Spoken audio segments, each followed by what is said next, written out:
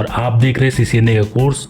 और मैंने अभी जो फर्स्ट लेयर अपना बाकी था फिजिकल लेयर, उसका चैप्टर बाकी है, तो उसको हम लोग कंप्लीट करते हैं। तो पिछले वीडियो में मैंने डेटा लिंक के बारे में बताया था, आपने नहीं देखा रहेगा तो वीडियो के प्लेलिस्ट में जाइए और आप डेटा लिंक देख लीजिएगा। इसका जो 7 लेयर है बहुत इंपॉर्टेंट है, और इसका लास्ट फिजिकल लेयर है जो फर्स्ट लेयर है, हम लोग ऊपर से काउंटिंग करते हैं 7 से। एक्चुअली ये प्योर हार्डवेयर होता है फिजिकल लेयर पे, जो भी कनेक्शन प्रोवाइड होता है, जैसे बहुत सारे केबल्स होते हैं, सिग्नल्स होते हैं, वाईफाई और इलेक्ट्रॉनिक वेव्स और भी चीजें जो है हार्डवेयर से रिलेटेड, वो फिजिकल लेयर पे ही वर्क करते हैं। जैसे अपना राउटर, डिवाइस, स्विच वगैरह एवरीथिंग जो है वो फिजिकल लेयर पे काम करता है। फिजिकल मतलब आप समझ सकते हैं कि वो फिजिकली है, हार्डवेयर डिवाइस ही रहेगा। ओके, वो अपना फर्स्ट लेयर जो फिजिकल लेयर पे काम करता है वो OSI का। ओके, तो जैसे कि अभी देखिए यहाँ पे बहुत सारे कार्ड्स है, जैसे वाईफाई कार्ड हमारा यूज़ होता है कंप्यूटर में, लैपटॉप में हम लोग यूज़ करते हैं। अगर अपने पास डेस्कटॉप में अगर वाईफाई कार्ड नहीं है तो उसको परचेज करके उसको लगाते हैं। और इसमें कैटेगरी वाइज केबल्स भी होते हैं, और ये स्विच वगैरह, ये सब कहाँ पे काम करते हैं? फिजिकल लेयर पे। ओके, तो हम लोग बात करते हैं अगर केबल्स की, तो केबल्स एक UTP केबल आता है, आपको पता होगा, अनशिल्डेड twisted pair. UTP अनशिल्डेड twisted pair cable होता है। ओके, ये केबल बहुत लचीला होता है और एक आपस में ट्विस्टेड होता है। ओके, ये आपस में ट्विस्टेड होते हैं और बीच में एक प्लास्टिक का एक मटेरियल लगा है ताकि वो आपस में ना जुड़े और लचीला बना रहा है। ठीक है, और ये टूटने का टेंशन नहीं रहता। ये कैटेगरी वाइज केबल रहते हैं, मैं आपको बताऊंगा केबल्स के बारे में। तो ये UTP है, इसका नाम है अनशिल्डेड ट्विस्टेड पेयर केबल। ओके, तो बात करते हैं हम लोग ये इसको कनेक्ट करने के लिए, देखिए लास्ट में कनेक्टर यूज होता है, इसको हम लोग RJ45 बोलते हैं। कनेक्टर है ये, जो कि दोनों केबल के लास्ट छोर पे हम लोग इसका पंचिंग करते हैं। ओके, तो इसको पंच करके कनेक्शन प्रोवाइड करते हैं, और इसका कलर कोडिंग भी होता है, मैं एवरीथिंग आपको बताऊंगा।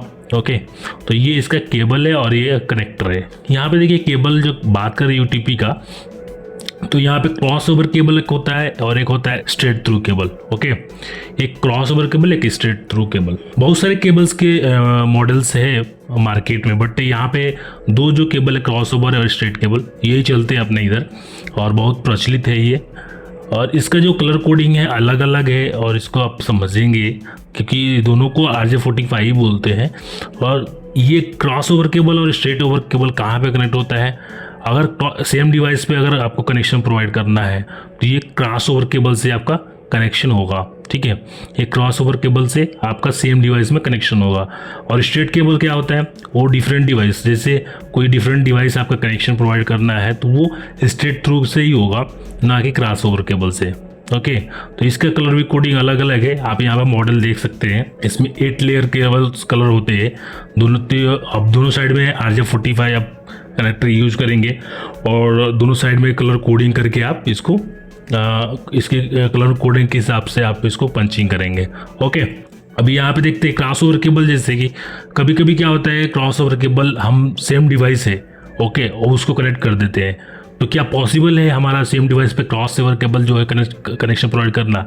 यस, वो डिफरेंट डिवाइस पे अगर हम क्रॉस ओवर केबल से कनेक्ट करते हैं तो क्या होगा? कनेक्शन होगा प्रोवाइड? यस होगा, क्योंकि सिस्को का जो डिवाइस होता है वो अंडरस्टैंडिंग रखता है इसका कि हमको नेटवर्किंग प्रोवाइड करना है या कि नहीं, कि कोई केबल अगर आपने चेंज कर दिया तो वो नेटवर्क ब्लॉक कर देगा, ऐसा कुछ नहीं होता।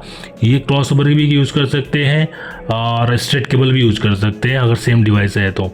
बट क्या है कि एज आप नेटवर्क इंजीनियर आप समझ सकते हैं कि दूसरा अगर कोई केबल यूज़ करते हैं तो क्या नेटवर्क बैंडविड्थ कम हो जाएगा, स्पीड स्लो हो जाएगा और फ्लक्चुएशन ज़्यादा हो जाएगा नेटवर्क में। ओके, तो इसलिए हम लोग जो केबल क्रॉस ओवर केबल जिसके लिए बनाया गया हम लोग उसके लिए यूज़ करते हैं, क्रॉस ओवर सेम डिवाइस के लिए और straight wire cable different device के लिए। बाकी अगर सेम डिवाइस में क्रॉस ओवर केबल भी लगा सकते हैं तो चलेगा। ओके, अगर बहुत प्रॉब्लम है, आपको केबल नहीं मिल रहा है, तो cross over cable same different device में कनेक्ट कर सकते हैं, नेटवर्क चलेगा। ओके, तो ये अपना समझता है। नेक्स्ट हम बात करें अगर केबल का, तो केबल क्या है, मार्केट में आता है कितना, ये आपका 3000 फीट या 1000 फीट करके केबल आता है। ओके, परचेज करेंगे तो इसकी दूरी जो होती है, आप इसका दूरी जो है 100 मीटर तक आप इसको कनेक्ट कर सकते हैं, क्योंकि इसका जो बैंडविड्थ है, स्पीड है, 100 मीटर तक ही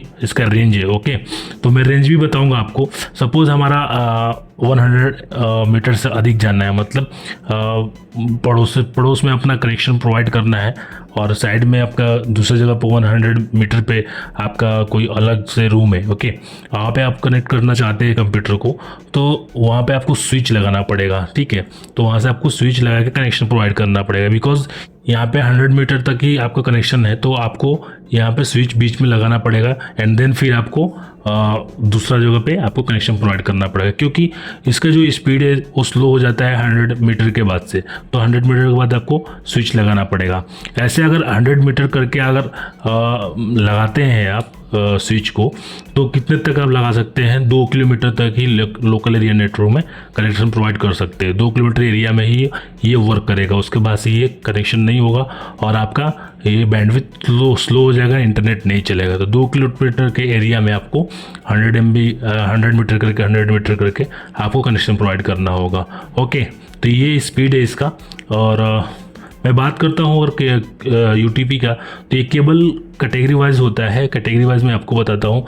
और कैटेगरी 1 और 2, जो कैटेगरी 1 और 2 होता है वो फ़ोन के केबल के लिए होता है। जो टेलीफोन हम लोग यूज़ करते हैं, आप लोग देखे रहेंगे, उसके केबल के लिए कैटेगरी 1 और 2 फिक्स रहता है। और ये बस वॉइस के लिए होता है, टेलीफोन वॉइस के लिए होता है। अगर डाटा ट्रांसफ़र करना चाहते हैं आपको, तो यहाँ पे कैटेगरी 3, कैटेगरी 4, कैटेगरी 5, 6, 7 तक, आपको अभी 8 तक आ गया है मार्केट में, तो इस टाइप का कैटेगरी का केबल मिलता है। ओके, बट ये 1, 2 फिक्स रहता है टेलीफोनिंग के लिए, जस्ट फॉर वॉइस। ओके, अगर मैं कैटेगरी की बात करूँ तो यहाँ पे देखिए, यहाँ पे केबल्स रहते हैं और इस तरह ट्विस्टेड रहते हैं। और यहाँ पे कुछ टेबल मैंने बनाया है, देखिए कैटेगरी 3 जो है इसका रेंज रहता है 100 मीटर।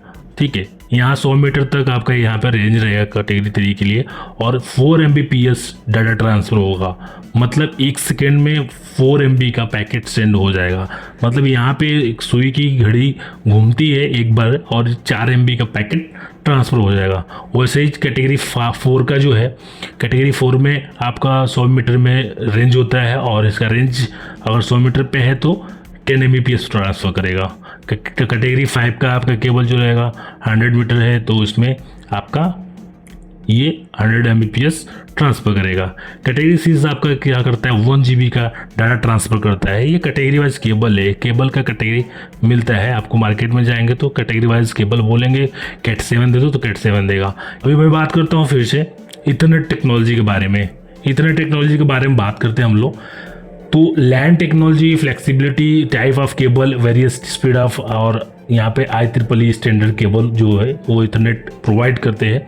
इथरनेट टेक्नोलॉजी अगर बात करें तो यहाँ पे देखिए मेरे पास एक स्विच है और ये स्ट्रेट वायर से कनेक्टेड है। ये मैंने जो एरो मार्क लगाया है ये स्ट्रेट वायर मैंने मान के चला। तो सपोज मेरे पास एक स्विच है और तीनों सिस्टम कनेक्टेड है। ओके, बैक साइड में इसका एक पोर्ट भी रहता है। सपोज ये लैपटॉप का बैक साइड है और यहाँ पे पोर्ट रहता है, तो ये पोर्ट जो है इथरनेट पोर्ट होता है, और इसमें जो टेक्नोलॉजी यूज होता है वही टेक्नोलॉजी आपको स्विच के केबल में यूज़ करना पड़ेगा, तो सेम स्पीड मिलेगा। अगर डिफरेंट यूज़ करेंगे तो स्पीड नहीं मिलेगा। तो ये जो टेक्नोलॉजी मैं आपको यहाँ पे दिखा देता हूँ।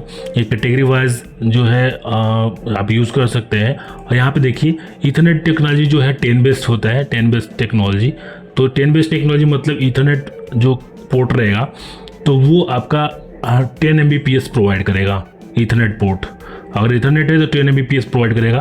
तो वही उसी टेक्नोलॉजी पे आपका केबल भी होना चाहिए इथरनेट वाला, तभी 10 Mbps मिलेगा। केबल वही रहना चाहिए, स्विच भी वही रहना चाहिए। तो इसमें आप यूज़ कर सकते हैं 10 Mbps में कैट 4 का केबल, या 5 तक कर सकते हैं आप यूज़। ओके, तो मतलब ये कैटेगरी 4 भी चलेगा 10 Mbps के लिए, जो इथरनेट पोर्ट अगर यूज़ कर रहे हैं लैपटॉप में या कंप्यूटर में। तो ओके, समझ में आ रहा है, क्योंकि पोर्ट आपका इथरनेट होना चाहिए। अगर इथरनेट है तो आपको कैटेगरी 4 केबल यूज़ करना है, क्योंकि वो स्पीड 10 Mbps का देगा। फिर फास्ट इथरनेट अगर आता है, अगर फास्ट इथरनेट का अगर कंप्यूटर में आपका पोर्ट दिया है, ओके, अगर आपने एक्सटर्नली भी लगाया है पोर्ट फास्ट इथरनेट का, तो उसमें आपका 100 बेस्ड टेक्नोलॉजी वर्क करेगा, जिसमें आपका 100 Mbps ट्रांसफ़र होगा पर सेकेंड में।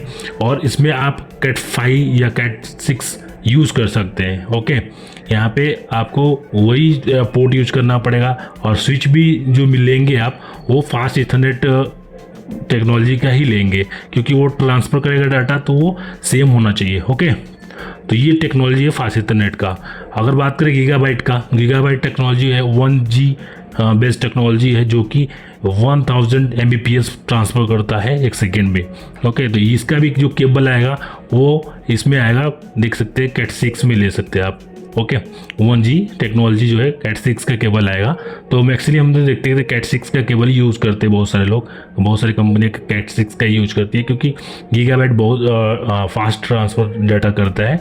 तो ये केबल भी वही रहना चाहिए, पोर्ट भी वही रहना चाहिए, और स्विच का जो टेक्नोलॉजी है वो भी 10G गीगाबाइट टेक्नोलॉजी होना चाहिए। ओके, ये गीग टेक्नोलॉजी क्या होता है, ये भी एक कैटेगरी है।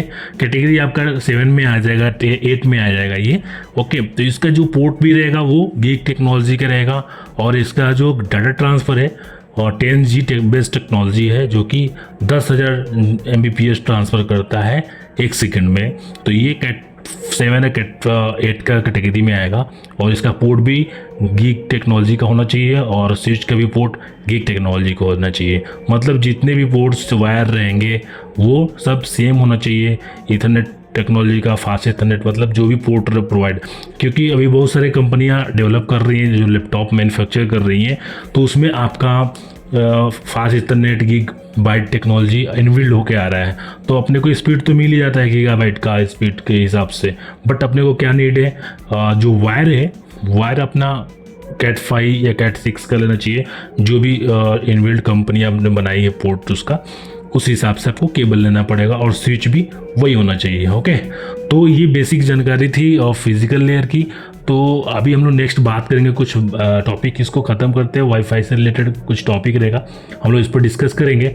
बाकी यहाँ पे मैंने आपको सारी चीज़ें बता दिया है। 7 जो लेयर थे वो SI के 7 लेयर हमने कंप्लीट कर लिया, और प्रॉपर अगर नहीं समझा तो आपको फिर एक बार वीडियो को अगर वीडियो नहीं समझ में आई तो फिर से आप इसको रिपीट कर सकते हैं। बट ये इंपॉर्टेंट था, बिकॉज छोटी छोटी चीज़ें जो हैं हमारे नेटवर्क इंजीनियर के लिए बहुत इंपॉर्टेंट होते हैं।